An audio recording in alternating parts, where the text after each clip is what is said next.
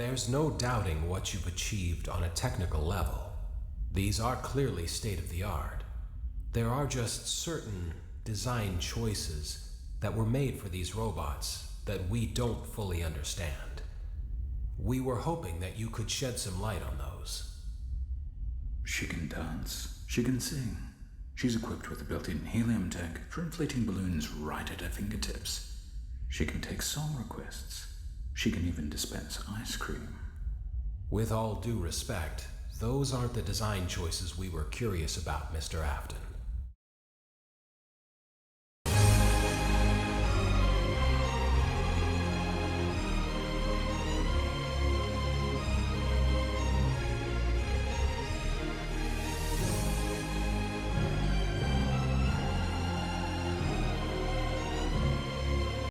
Yep, that's me. You're probably wondering how I ended up in this situation. Well, it all started a long time ago, when I thought to myself, hey, maybe I can make some FNaF theories. And just like that, constant obsession and madness over the lore in this franchise would begin to take over every aspect of my life. No matter where I go, no matter what I see, FNaF would follow me everywhere. Not a single jungle gym was safe from the daycare music. Not a single one. I've been thinking a lot about some of the more subtle stuff in the various FNaF games and books that have been released over the years, and one of those said games would be Help Wanted 2, the sequel to Help Wanted 1 if you could believe it. So I've been really trying to make sense of this one thing from Help Wanted 2 that seemingly comes out of nowhere as you play, and I genuinely feel like this theory is just insane enough to work. Yes, I do have a problem, as you will continue to see throughout the foreseeable future. So strap in, folks, cause this is gonna be a doozy.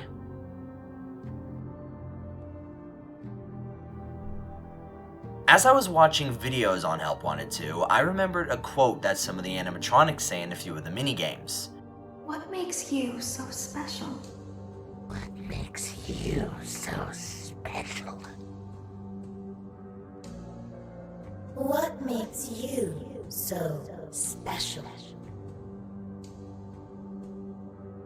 What makes you so special? This line really stumped me for a long time, but after thinking about it for a while, it was like the answer practically punched me in the face, kneed me in the jaw, and kicked me all the way to Albuquerque. This theory had me literally jumping with joy because of how much sense it made. This one line could very well be a crucial piece in a very complex story about betrayal, jealousy, and the longing for approval. This one line could bridge the gap from FNaF's early years to now and continue the story of the Afton family in an organic and fleshed out way, rather than just dropping it for a story about a rogue AI, as well as prove that Circus Baby is still alive and well. Well, more or less. You see, as we know, Circus Baby is the fused mind between the animatronic itself with its programming, combined with the spirit of Elizabeth Afton. Now, we know from the many quotes from Elizabeth in between the nights of Sister Location that she continuously asks William if she could see Baby, but to no avail. Daddy, why won't you let me play with her? Daddy, you let the other children go see her. Why won't you let me go? Daddy, just once let me go play with her. She's so pretty and shiny. Didn't you make her just for me? Daddy, she can make balloons. Have you seen her make balloons? Oh, Daddy, let me go to her. But on that day, she disobeyed her father and went to see her anyway, which ultimately ended in her demise and her soul possessing Baby. Anyway, after this event, Baby eventually ended up desperately wanting her father's approval, possibly due to the fact that Elizabeth loved her dad and Baby wanted to succeed in completing her programming. This wanting to prove herself to William is shown throughout Pizzeria Simulator as well as the Fourth Closet book. With Scrap Baby, this is portrayed by how she says, I will make you proud, Daddy, in the final monologue in Pizza Sim. In the Fourth Closet, she portrays it in these lines here, quote, the animatronic girl's eyes darted toward her. I feel disappointment, she said, her voice growing more tense. Desperation. She looked out the window. A father's disappointment and a daughter's desperation, she whispered, end quote. Henry? No, more brilliant than Henry. Though I could only watch from a distance, I see everything clearly now. Baby goes on by saying, but when you're a child, your parents are everything. When you're a little girl, your father is your world. How tragic and miserable such an existence is, to be born with none of your intelligence, but all of your heart, fully capable of feeling pain and torment, but with no power to understand. It opens you up to abuse, to neglect, to unimaginable pain. All you can do is feel. I wanted so desperately to be the one on that stage, but it was always her. All of his love went into her. You're talking about William Afton. Jessica stopped, and Charlie nodded in confirmation. William Afton never made anything with love, Jessica snarled. I should rip you in half. Through these sets of lines, we can gather quite a bit of information. 1. Elizabeth idolized her father. She was willing to do anything for him. 2. No matter how hard she tried, she couldn't do anything to appease him. But no matter what happened, no matter how he acted toward her, even if she became the animatronic he once loved, she would still try to protect and appease him. 3. William didn't love anything. If given the opportunity, he would replace her without hesitation. These points of information directly correlate to what we're seeing now in the recent games like Help Wanted 1, Help Wanted 2, and Security Breach.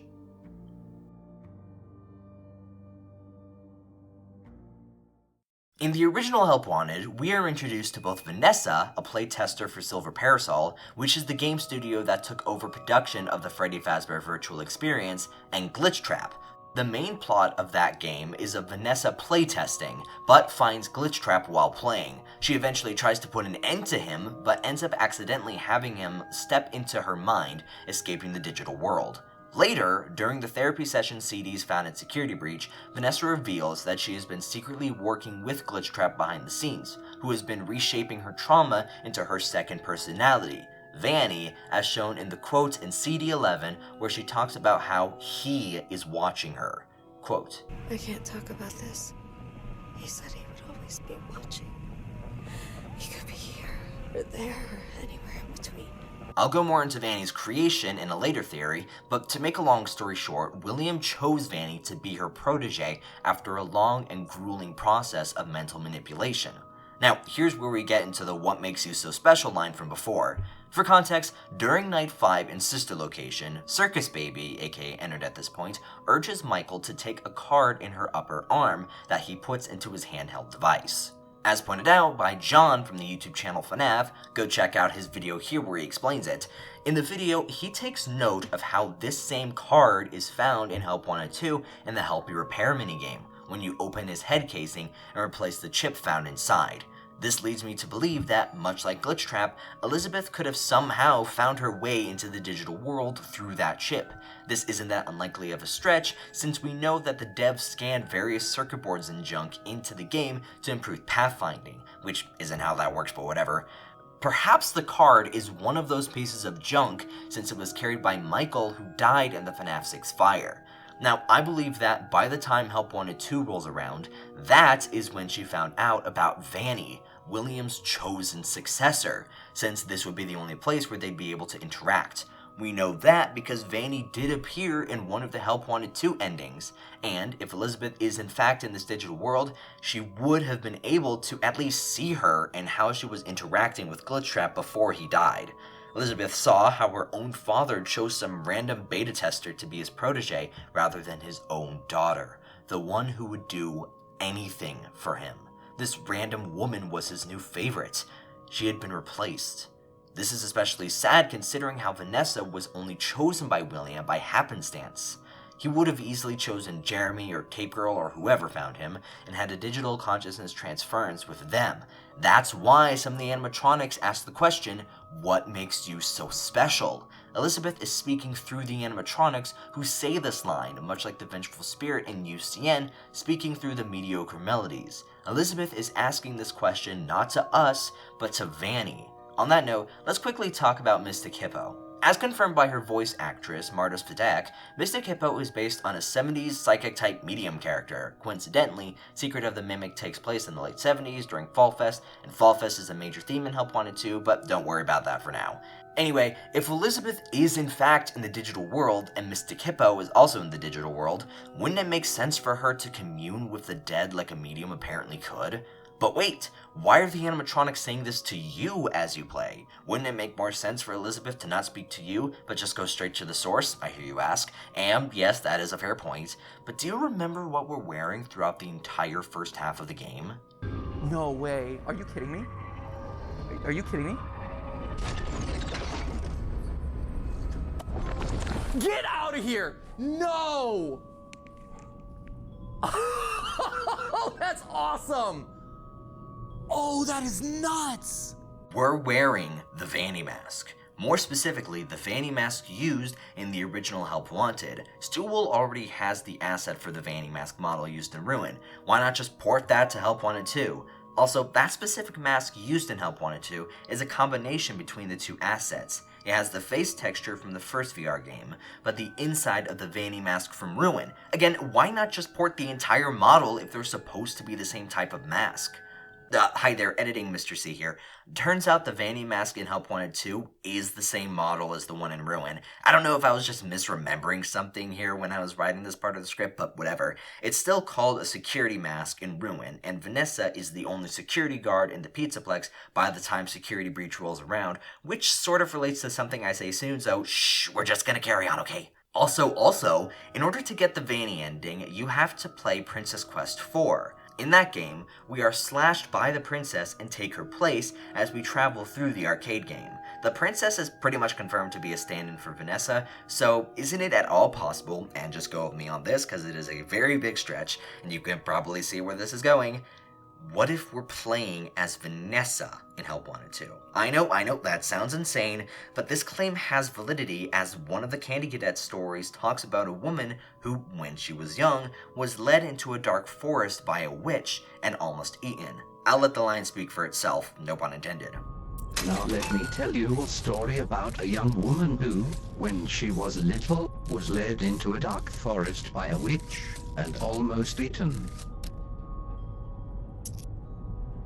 She had fallen for the friendly voice without discernment, and was led astray. She had escaped before being thrown into the oven, but would have a scar for the rest of her life. When she had grown, she sought revenge on the witch, and entered the forest again willingly, this time with the confidence of age and experience. She was greeted at the mouth of the forest by a young boy who offered to help guide her through the darkness. She welcomed the help and followed the young boy over the river, through the jagged trees, and toward a small house. "Come," the boy said, "rest here before killing the witch." The young woman was tired and would kill the witch in the morning. She followed the boy into the house. The oven door closed. The witch would finally have her meal. It's obvious that the witch is Glitchtrap, and after learning he was still alive, even if only a little, Vanessa would go back to VR, the Dark Forest, and end up attempting to kill Glitchtrap herself. But we end up falling for the trick through Helpy/Helptrap/Mimic/the boy in the story, who urges the woman to rest in the small house, which is the Princess Quest 4 arcade cabinet. Now, you could say that the story is referencing Cassie, Gregory, and the Mimic, but keep in mind a few things. The boy in the story is a third entity, aside from the woman and the witch. If the witch represented the Mimic, this third character wouldn't exist, given that Mimic is posing as Gregory. You could say that Helpy could be the boy here, but the boy in the story insists on letting the woman rest before killing the witch. Helpy just keeps urging Cassie on during Ruin to find Gregory, not kill him. Plus, Cassie never encountered the Mimic before Ruin, so how could she have grown wiser with age, after supposedly having encountered it in the past? The stories just don't line up. The only timeline that matches up with this is Vanessa's. After we gather all of the secret plushies found in some of the levels through the instructions of Mystic Hippo, we play Princess Quest 4 and end up face to face with Vanny. By returning to the forest to kill Glitchtrap, Vanessa ends up getting trapped once more. If we are to believe this is the case, then that could mean it's entirely possible that we are, in fact, playing as Vanessa, coming back to VR to finish the job and kill Glitchtrap once and for all. If we are indeed playing as Vanessa in the game, then it would make perfect sense for Elizabeth to be saying, "What makes you so special?" to Vanessa, because she is technically the one that replaced her as William's protege, even if it were unintentional.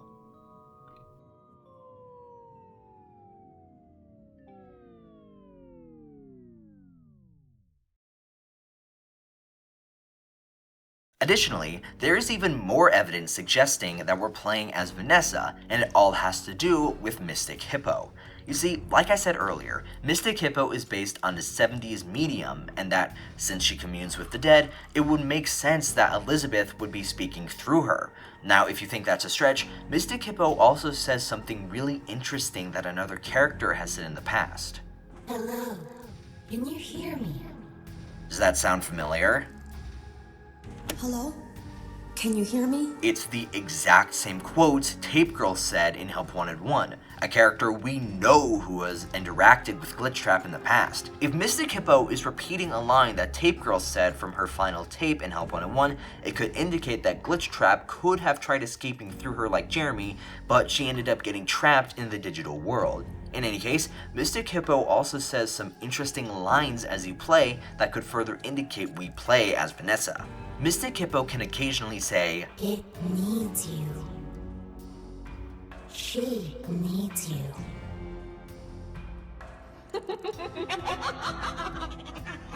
The way she says it shows urgency.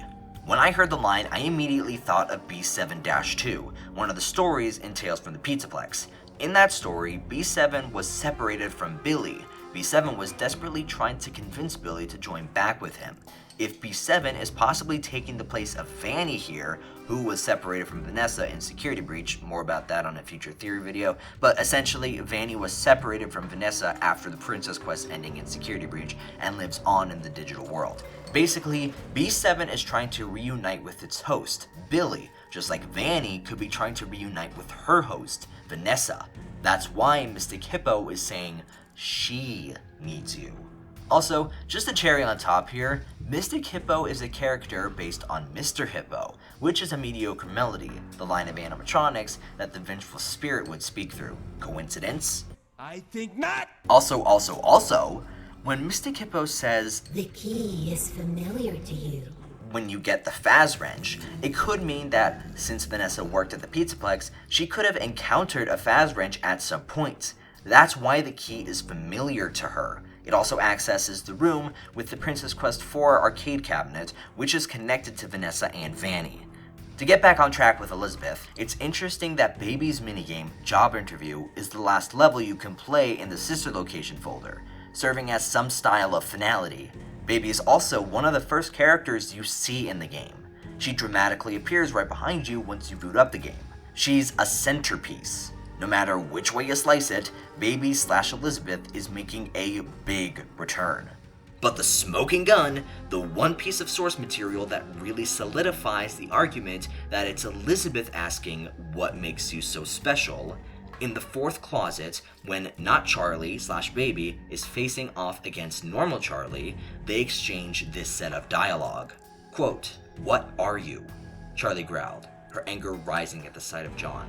"The question isn't what am I, it's what are you, and what makes you so special over and over again." End quote. Baby literally says the exact quote that's used in Help Wanted 2. What makes you so special? To bring all of these points together, this one game may very well have the potential to include both the Mimic story alongside the continuation of the Afton family without necessarily bringing back William Afton, the trifecta of villains, Vanny, Mimic, and Elizabeth, all coming together to bring chaos and terror in both the digital and physical world. Baby in the digital world, Mimic in the physical world, and Vanny being the worst of both worlds. I'll go more into detail about the latter in my next theory video, What is Vanny? All in all, I feel like this theory is a pretty good starting place for my theorist journey. While I'm certain I don't have everything right and other theorists have likely come to the same conclusions as me, I really just wanted to throw my hat into the ring and share some of the ideas I've had about the FNaF franchise. I've got more theories on the way, and I hope you'll stick around to be a part of this new chapter of my YouTube journey. With that being said, let me know what you think in the comments below. Hope you all have a great rest of your days, and remember, in the wise words of Dick Van Dyke, moving on. Thanks for watching.